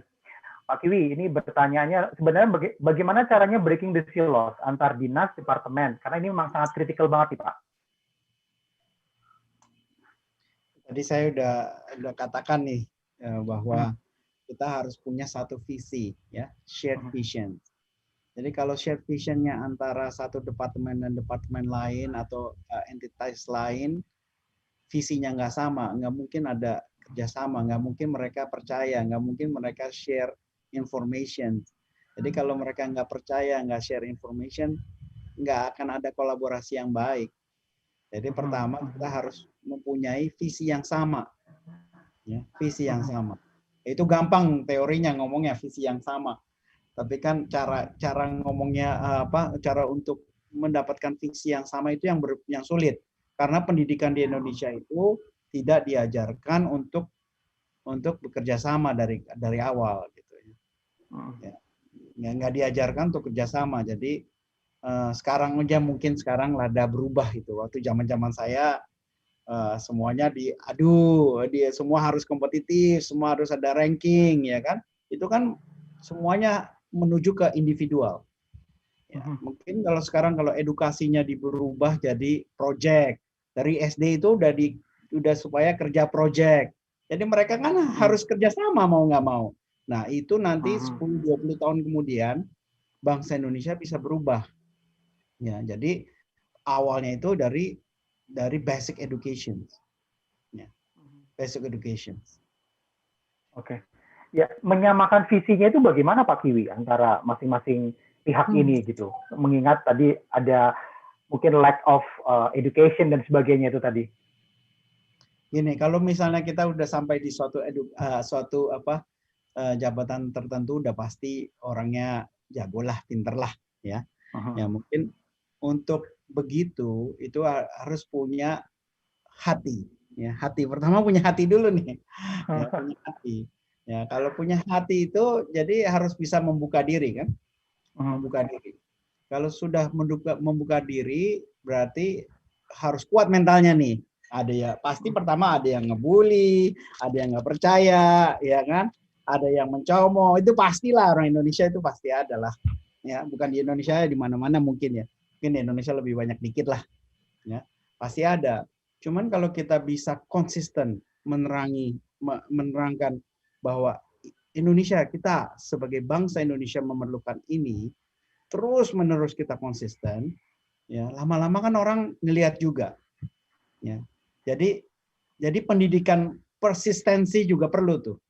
Ya, itu yang kita nggak diajarin. Gimana cara kolaborasi, gimana kita persistensi, nggak gampang menyerah, terus nggak gampang tergoda oleh rumus-rumus kayak begitu. Ya itu pendidikan yang nggak ada di sekolah itu, dan itu bisa dididik. Ya, dan di organisasi, di pemerintahan juga bisa, bahwa kita itu harus satu nasib lah. Kayak dulu Indonesia bisa merdeka, kenapa? Karena mereka punya satu visi, Indonesia merdeka, ya kan? Jadi segala macam suku bangsa, segala macam perbedaan ditiadakan, kita mau merdeka, ya kan? Nah itu. Nah, sekarang itu visinya itu kita mau apa? Kalau kita visinya nggak clear dan terlalu complicated untuk dibicarakan, itu nggak bakal kena. Jadi kalau Ibu Gati terbilang visinya apa? Making Indonesia 4.0, kita harus duduk sejajar dan berdiri sama tinggi dengan negara-negara maju dunia. Itu visinya. Apakah semua ikut? Ya, kalau ikut, wah kita ini sebagai bangsa Indonesia, sebagai elemen bangsa Indonesia itu bangga. Wah itu loh, kita dulu ikut bangun bangsa Indonesia sejajar dengan Jerman, sejajar dengan Korea, sejajar dengan Jepang. Ya, sejarah akan menulis itu, seperti sejarah menulis Bung Karno, sejarah menulis Bung Hatta sebagai proklamator Indonesia. Ya, oke, terima kasih Pak Kiwi. Saya nambahin dikit Mas Alfian. Baik, silakan Ibu Gati. Ya. Jadi sekarang ini di pemerintahan juga sudah mulai adanya koordinasi yang lebih terintegrasi. Jadi tadi pagi saya baru diskusi sama Pak Lukmanul Hakim, beliau itu adalah staf khususnya Pak Wapres.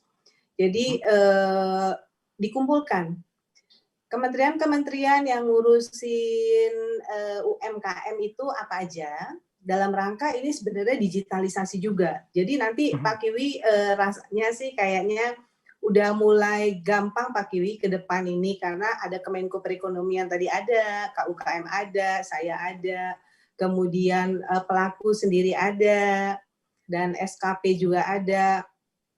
Nah rasanya sih kita udah sama semuanya. Tadi saya bilang memang yang paling penting adalah memang sistem informasi yang terintegrasi kan Pak Kiwi kan. Nah, semua bekerja sesuai dengan tupoksi dan kewenangannya. Itu yang paling penting, supaya tidak ada tumpang tindih nanti. Jangan, kami tentu saja yang membina industri itu kan nggak akan kuat Pak Kiwi, bina semua industri nggak akan kuat, APBN juga nggak kuat. Nah, nanti BUMN kalau mau bantu, silahkan, kita ngobrol. Pembiayaan nanti dari perbankan, kita ngobrol. Yang dibutuhkan karena kami kan pembina industri lebih dekat ke pelaku industrinya. Tentu saja kami kan dapat masukan dari industri apa yang harus pemerintah lakukan. Nah nanti kita ngobrol di dalam tim itu. Sebenarnya pelaku industri perlunya ini loh. Kementerian Perindustrian nggak bisa. Ayo siapa yang bisa bantu silakan. Nah kayaknya arahnya ke sana Pak Kiwi. Jadi tadi baru baru refreshing aja sih ya. Tapi rasa sih bagus deh itu nanti ke depannya. Kemudian kalau kita lihat kemarin ada gerakan nasional Bangga Buatan Indonesia. Nah itu juga sudah mulai sebenarnya, walaupun di situ masih terlihat ketimpangan antara kementerian satu dengan kementerian lain. Ya kembali lagi masalah dana Pak Kiwi. Kementerian yang punya dananya kuat, tentu saja acaranya tuh bagus, acaranya padat gitu loh. Itu sebenarnya. kementerian yang ada juga sih kementerian yang dananya kuat, tapi karena nggak punya program, ya seperti itulah. Nah, nanti yang seperti ini mungkin nanti bisa substitusi, gitu loh. Saya melihat kayak Kemendes ya, kayaknya banyak program kita yang bisa saya nanti share ke mereka. Iya, betul. Iya, nanti untuk yang mikro, untuk yang kecil mungkin nanti saya share ke mereka gitu loh, supaya mereka lakukan itulah. Nah, kita lebih kepada yang teknologi agak-agak tinggian deh, gitu loh. Itu Pak Kiwi. Jadi nanti nggak semuanya industri diurusin sama Kementerian Perindustrian, nggak akan bisa. Itu. Jadi pesan Pak Kiwi tadi sudah saya sampaikan di forum. Makasih banyak. Terima kasih sekali lagi Pak Kiwi. Mohon maaf saya live beneran nih, udah mau dipanggil Rapim. Selamat sore. Baik. Selamat sore. Terima kasih Bu Garsi sudah menyampaikan. Jadi memang intinya dibutuhkan sinergi semua pihak begitu ya Pak Kiwi ya, tidak hanya dari pemerintah terutama Kementerian Perindustrian, tapi juga antar kementerian juga saling bersinergi, dan juga dari BUMN, mungkin juga kalau dari pihak swasta yang ingin membantu mengembangkan masalah teknologi di Indonesia ini juga diterima dengan tangan terbuka begitu ya. Baik, dan selanjutnya ini ada pertanyaan lagi, kali ini buat Bu Ninin lagi. Izin bertanya Bu Ninin, bagaimana sebenarnya kesiapan IKM ini di Indonesia dalam menghadapi revolusi yang sangat masif dan cepat ini? Terus kemudian apakah sebenarnya ada forum pembinaan di Kementerian Perindustrian untuk startup yang baru memulai agar bisa sukses? Bu Ninin. Baik, terima kasih pertanyaannya ya. Jadi untuk kesiapan UMKM ini untuk bisa menghadapi revolusi yang masif, cepat yang kita hadapi sekarang ini ya. Memang IKM ini harus kreatif ya, kreatif, inovatif, dan juga berani berubah gitu. Berani berubah. Nah, itu memang harus punya mindset yang bagus, mental yang juga harus ulet ya. Jadi jangan gampang menyerah. Memang IKM ini kalau mau naik kelas gitu ya, jadi bagaimana merubah mindsetnya, kita pasti bisa gitu. Seperti tema kita hari ini ya, Indonesia percaya diri dengan teknologi dalam negeri. Nah, itu kan merupakan suatu supaya kita percaya diri gitu. Nah, ini adalah supaya upaya-upaya kita juga untuk bagaimana menghadapi revolusi yang cepat ini. Nah, kemudian juga untuk pembinaan ya, terutama pada startup kita yang baru gitu ya. Nah, ini memang kami sarankan sih bisa masuk ke dalam inkubator yang juga menjadi sudah banyak ya. Saya pikir ini bisa diakses oleh masyarakat. Nah, untuk yang di Kementerian Perindustrian ini ada beberapa ya yang bisa diakses juga oleh para startup ini, seperti yang ada di Palu ya. Kemarin juga kami baru melakukan pendampingan ya untuk para startup di Maleo Techno Center Palu. Kemudian di Sulawesi Selatan juga ada IPTA, kemudian Bandung Technopark itu juga ada, kemudian Cimahi Technopark yang punya Pemda ya, Pemda Cimahi, yang kami juga di sana support juga ya untuk untuk munculnya startup yang kita harapkan ini menjadi startup yang seperti tadi disampaikan oleh Pak Dubes tentunya ya. Kemudian juga itu untuk yang di startup teknologi. Nah, kami juga untuk yang startup pangan gitu ya. Untuk startup pangan ini juga kami cuma punya program-program untuk pembinaan supaya IKM pangan ini bisa naik kelas. Jadi kita dampingi, kemudian juga secara teknis maupun secara bisnisnya gitu. Nah, ini kita dampingi supaya IKM ini juga naik kelas. Selain itu juga tadi kami sampaikan juga bahwa ada juga kita berkolaborasi juga dengan pemerintah daerah ya. Jadi di daerah-daerah itu kami juga punya lokal kontributor. Nah, ini juga bisa melakukan pendampingan kepada startup. Nah, pada saat ini ada 7 yang sudah kita kerjasama ya dengan teman-teman di daerah ya, seperti di Makassar, kemudian Batam, Bali, kemudian juga di UGM ya, kita kerjasama dengan UGM, ITB dan sebagainya. Nah ini merupakan upaya-upaya kita untuk penumbuhan startup yang kuat dan inovatif. Mungkin demikian ya Mas Alfian ya. Jadi bisa ikut akses di dalam inkubator yang ada. Ya, baik. Terima kasih Bu Ninin, penjelasannya cukup komprehensif. Nah, ini selanjutnya pertanyaan selanjutnya ditujukan kepada Pak Kiwi. Ini pertanyaannya dari Heskia dari Semarang. Selamat sore. Pertanyaannya adalah bagaimana sih caranya kita mengenalkan produk startup kita ini bagi orang-orang yang tidak begitu paham mengenai teknologi? Karena dari yang kita tahu, masyarakat kita itu kan juga tidak hanya terdiri dari anak-anak muda yang paham dan juga mengerti akan teknologi saja, tapi juga ada beberapa orang yang mungkin tidak begitu paham mengenai teknologi. Bagaimana Pak Kiwi? Mungkin ini menyamakan frekuensi dan visi itu tadi, bagaimana nih? Ini at the end kan bisnis ya, at the end kan benefit. Tadi Ibu Gati juga udah bilang dan Ibu Sri juga udah bilang bahwa at the end itu benefitnya apa sih, ya kan? Dengan menggunakan teknologi itu ada nggak saya sebagai sebagai pengusaha atau sebagai IKM atau ada benefitnya nggak kalau misalnya dengan caranya kamu, kayak nggak ngerti ini teknologi, dengan caranya kamu misalnya kok saya bisa turun 20%. Mau nggak saya? Ya mau dong. Atau dengan caranya kamu, dengan teknologi, saya nggak ngerti ini teknologi, tapi pokoknya dengan caranya kamu bisa naikin sales saya 25%. Gitu. Mau nggak saya? Mau dong. Saya nggak perlu tahu teknologi, tapi orang teknologinya itu harus bisa menjelaskan apa benefit yang didapatkan untuk calon konsumernya. Ya kan, bukan jelasin teknologinya, nggak perlu itu teknologinya. Nanti kalau sudah mereka gunakan, baru mereka kan interest. Wih, apa sih itu? Apa sih itu? Kok saya bisa turun nih? Kok dulu saya nggak bisa turun nih? Kok saya bisa naik nih 25%? Dulu kok saya nggak mikirin nih, ini apa sih? Baru dia interest. Ya kan? Kalau udah ada benefitnya dulu dong. Itunya yang harus ditingkatkan, dikomunikasi. Jadi menjelaskannya harus mencari cara-cara termudah yang bisa dipahami, salah satunya dengan melalui benefit apa sih yang didapat ketika kita memanfaatkan teknologi, begitu ya Pak Kiwi ya, gitu. Baik, Pak Kiwi, ini ada pertanyaan lagi nih, Pak Kiwi. Tadi kan sempat dikatakan bahwa Indonesia ini harus percaya diri ya dengan teknologi dalam negeri.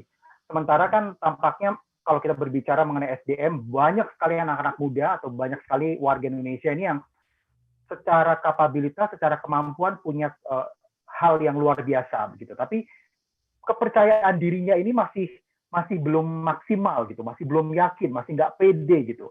Nah, bagaimana sih sebenarnya cara menumbuhkan kepercayaan diri dari pengelola teknologinya ini sendiri sehingga nantinya hasil teknologi yang dihasilkan ini bisa benar-benar dibanggakan, bisa membawa kita ini Indonesia benar-benar percaya diri begitu. Ya, ini banyak nih, kalau ini pertanyaan yang bagus tapi jawabannya bisa luas. Kalau saya akan mengkerucutkan. Pertama, kalau kamu mau itu, kamu harus berteman di ekosistem yang positif. Ya, kalau kamu berteman di ekosistem di lingkungan kamu aja udah nggak mendukung kamu, berat itu.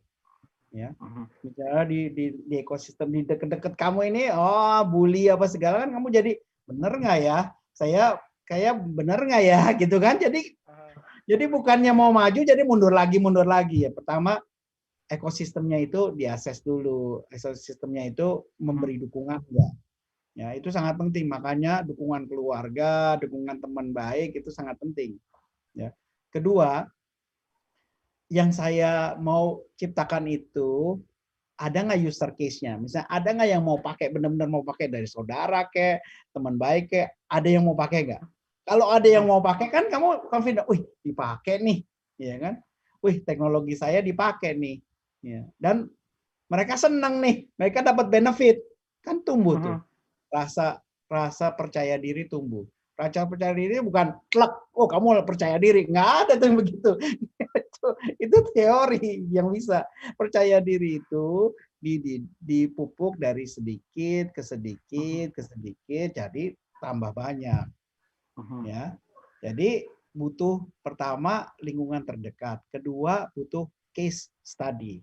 Case study itu yang menggunakan teknologinya dan mendapatkan benefit 1, 2, 3, lama-lama kan ngomong, lama-lama kan kita bisa klaim, wah iya nih dipakai ini banyak, bukan hanya klaim wah kita punya teknologi tertinggi. So what?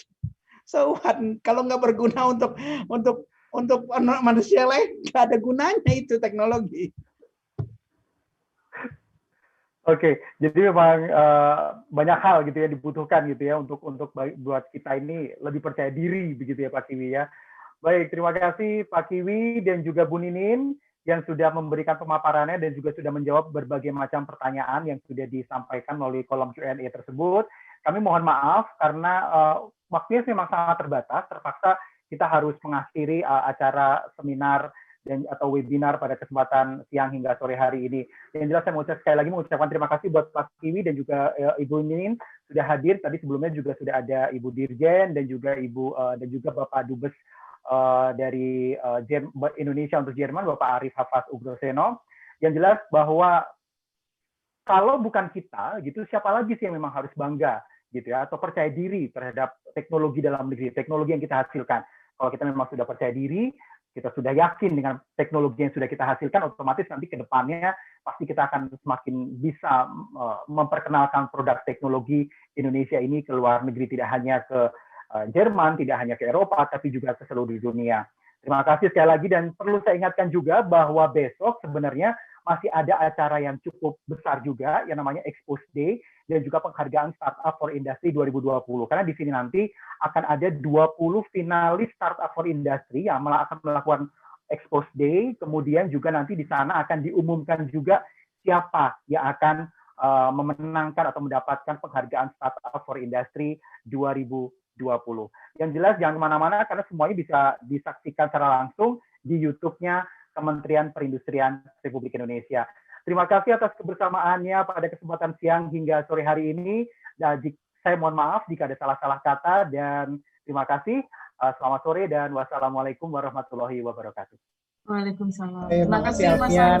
Terima kasih Pak Kiwi. Terima kasih.